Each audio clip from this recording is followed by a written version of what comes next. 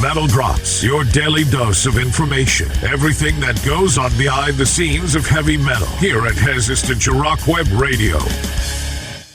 Ian McDonald, founding member of King Crimson and Foreigner, passed away peacefully on February 9 in his home in New York City, surrounded by his family. He was 75 years old, a master multi-instrumentalist. McDonald's musicianship was an integral part of launching celebrated progressive rock band King Crimson. His keyboard and woodwind contributions led to the breakout success of the band's debut album, In the Court of the Crimson King, which is considered one of the most influential LP of the genre, blending elements of classical, jazz, and symphonic music.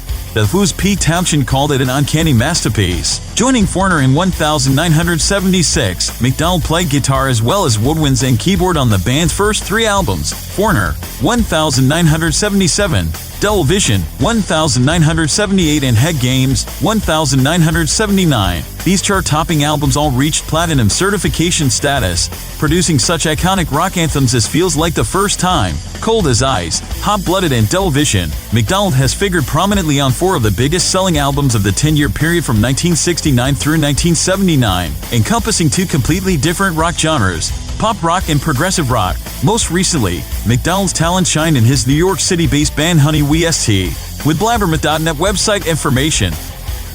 During an appearance earlier today, Thursday, February 10 on SiriusXM Trunk Nation with Eddie Trunk, Def Leppard drummer Rick Allen spoke about the band's This Stadium tour with Mötley Crüe, Poison, and Joan, Jett and the Blackhearts. The trek, which was originally planned for 2020 and later moved to 2021, will now kick off in June 2022. Asked if the stadium tour will finally take place this year, Allen said, "For sure. I think now we're getting to the point where people can be safe. People can be safe enough. I think the way concerts are being run these days, there's no reason why we can't go forward. But it's a moving target, so let's just hope we're on track." According to Rick, Def Leppard has not made any substantial changes to the production it is planning on bringing when the stadium tour finally launches on June 16 in Atlanta. When it happens, the stadium tour will mark the Crüe's first live date since wrapping its 2014-2015 farewell tour. Mötley Crüe toured with Poison back in 2011, and Def Leppard teamed up with Poison for a string of road dates in 2017.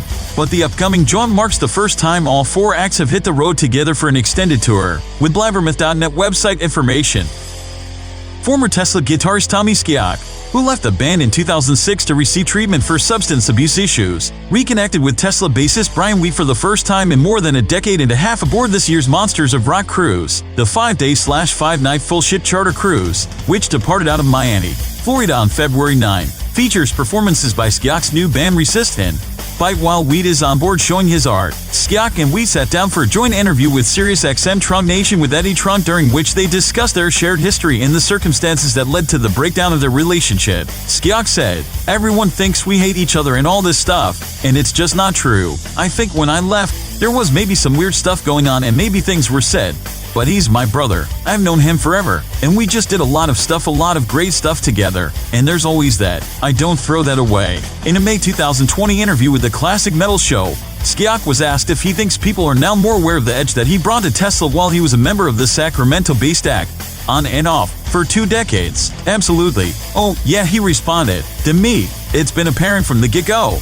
But even early on my Facebook pages, just everyone, all they ever say is, we still love Tesla, but it's just a different band. There's no balls there now, and these are not my words, man. I wasn't gonna say anything, cause it's just not appropriate. But, yeah, I think it's a different band, and maybe not for the best. That's my opinion. Everyone has an opinion. If they want to listen to some more loungy, more kind of pop, lighter music, they are doing that now, and if people like that, then go for it. I like to rock hard." With Blabbermouth.net website information. This issue of Metal Drop stay here. New one at any time on yours Resistência Rock Web Radio. You just heard Metal Drops, your daily dose of information. Back at a time on the Resistência Rock Web Radio schedule.